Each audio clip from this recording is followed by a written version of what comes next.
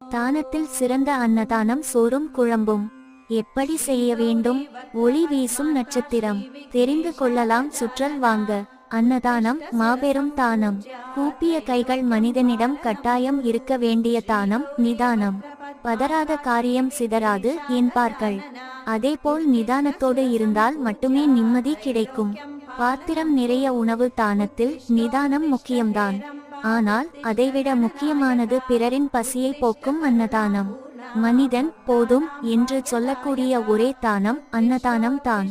அன்னதானத்தின் சிறப்பு: முள்கரண்டியும் கத்தியும் ஒருவரிடத்தில் பொன் பொருள் ஆடை ஆபரணங்கள் பணம் கொடுத்தால் இன்னும் கொஞ்சம் தரலாமே என மனம் எதிர்பார்க்குமே தவிர போதும் என்று சொல்வதில்லை. சிரிக்கும் கண்களுடன் சிரித்த முகம், ஆனால் சாப்பிடும்போது வயிறு நிறைந்தவுடன் போதும் என்று கட்டாயம் சொல்லித்தான் ஆக வேண்டும். ஒருவருக்கு வயிறார உணவை அளித்தால்